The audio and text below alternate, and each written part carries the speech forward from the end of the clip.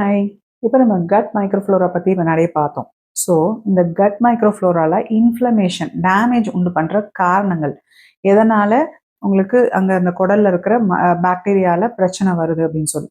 இதுல ஃபர்ஸ்ட்டு பார்த்தீங்கன்னா, inflammatory diet.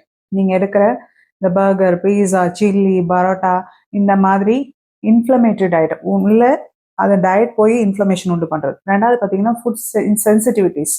அப்படின்னா, இப்ப சில பேருக்கு பால் சேராது, சிக்கன் சேராது, ஃபிஷ் சேராது, குளூட்டன் கோதுமை பொருள் சேராது. இந்த மாரி ஃபுட் சென்சிட்டிவிட்டீஸ் அந்த உணவுகள எடுக்கிறது.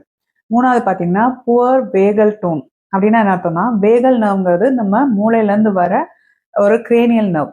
ஸோ இதுக்கு பேரே வந்து வேகஸ்ன்னு ஏன் வந்துச்சுன்னா, அதுக்கு பேரே வாண்டரிங் நர்வ்ன்னு அர்த்தம். அதாவது உலாத்துறது. ஸோ இது வந்து பிரெயின் ஸ்டெம்லேருந்து குடல் வரைக்கும் அப்படியே ஃப்ரீயா போயிட்டு வரும். அது சிக்னல் குடுத்துட்டு.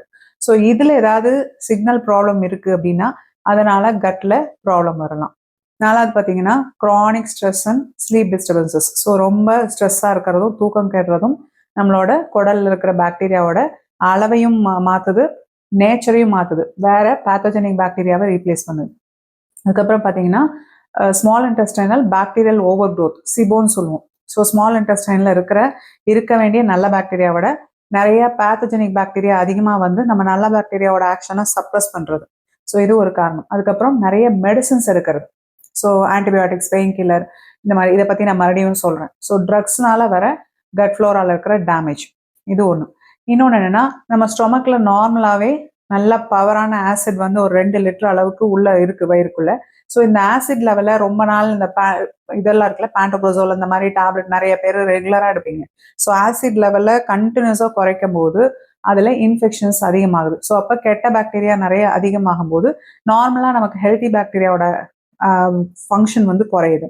ஸோ இது ஒரு ரீசன். அதே மாதிரி குடல் இன்ஃபெக்ஷன்ஸ், கட் இன்ஃபெக்ஷன்ஸ். இது இல்லாமல் நம்ம பித்தப்பையிலேருந்து வர பித்தமும், டைஜஸ்டிவ் என்சைம்ஸ் இதுல எல்லாம் இருக்கிற ஆல்ட்ரேஷன்ஸ். ஸோ இந்த மாதிரி காரணங்கள்னால நமக்கு கட் இன்ஃப்ளமேஷன் உருவாகி பாக்டீரியாவோட நேச்சர் மாறி நமக்கு கிடைக்க வேண்டிய ஹெல்த் பெனிஃபிட்ஸ் எல்லாம் மிஸ் ஆகுது. ஸோ இதனால என்னென்ன சிம்டம்ஸ் வரும் அப்படின்னு சொல்லி பார்க்கலாம். ஸ்டார்டிங் ஃப்ரம் நம்ம குடல் சிம்டம்ஸே. அதில் ஃபர்ஸ்ட் பார்த்தீங்கன்னா, நெஞ்ச கரிக்கிறது, கேஸ் ஃபார்ம் ஆகிறது, அதே மாதிரி அல்சரு, பிளாட்டடா எப்போ பார்த்தாலும் வயிறு வந்து ஃபுல்லாக இருக்க மாதிரி ஃபீல் பண்ணுவாங்க. சில பேருக்கு லூஸ் மோஷன் போகும், சில பேருக்கு மலச்சிக்கல் வரும், சில பேருக்கு வயிறு இழுத்து பிடிச்சி வலிக்கும். அதே மாதிரி தலைவலி, கான்சென்ட்ரேஷன் பண்ணுற நம்ம எதையாவது ஒன்று தீர்க்கமாக யோசிக்கணும் அப்படின்னா அந்த கெப்பாசிட்டி குறையிறது, ஞாபக சக்தி குறையிறது. அதே போல் ஸ்கின்ல பார்த்தீங்கன்னா முகப்பரு, சோரியாசிஸ் அதிகமாகிறது. ஸோ ஸ்கின்ல அலர்ஜிஸ் வர்றது, ஸ்கின் ரேஷஸ் அந்த மாதிரி வர்றது, ஆஸ்துமா அந்த மாதிரி ஜென்ரலைஸ்ட் அலர்ஜி வருது, உடம்புல நிறைய இன்ஃப்ளமேஷன் அதிகமாகுது. ஏற்கனவே இன்சுலின் ரெசிஸ்டன்ஸ் பற்றி பேசணும். அதே மாதிரி உங்களுக்கு முட்டி வலி, ஜாயிண்ட்ல இன்ஃப்ளமேஷன்ஸ் அந்த மாதிரி கொண்டு வர்றது. ஸோ மூட் சேஞ்சஸ், எப்பயுமே டிப்ரெஷனாக இருக்கிறது, இல்லை ரொம்ப டென்ஷனாக ஆங்ஷியஸாக இருக்கிறது, சில மாறி மாறி சேஞ்சஸ் வந்துட்டே இருக்கிறது நம்ம மூட்ல. சில டைம் ஹாப்பியாக இருக்கிறது, சில டைம் சோகமாக இருக்கிறது, இந்த மாதிரி மூட் சேஞ்சஸ், இரிட்டபிலிட்டி. அதே மாதிரி குடல்ல பார்த்தீங்கன்னா இன்ஃப்ளமேஷன்னால வர வியாதிகள், இரிட்டபிள் பவல் சிண்ட்ரோம் சொல்லுவோம். ஸோ அந்த மாதிரி வர்றது, நோய் எதிர்ப்பு சக்தி குறையிறது. யூஸ்வலாக நோய் எதிர்ப்பு சக்தி குறையறதுனால நிறைய அடிக்கடி இன்ஃபெக்ஷன் வரும். அதே மாதிரி இம்யூனிட்டி கம்மியாக இருக்கிறவங்களுக்கு இந்த கேண்டிடா இன்ஃபெக்ஷன், ஒரு ஃபங்கல் இன்ஃபெக்ஷன் ரொம்ப காமனாக இருக்கும். அது வந்து இவங்களுக்கு காமனாக இருக்கும்.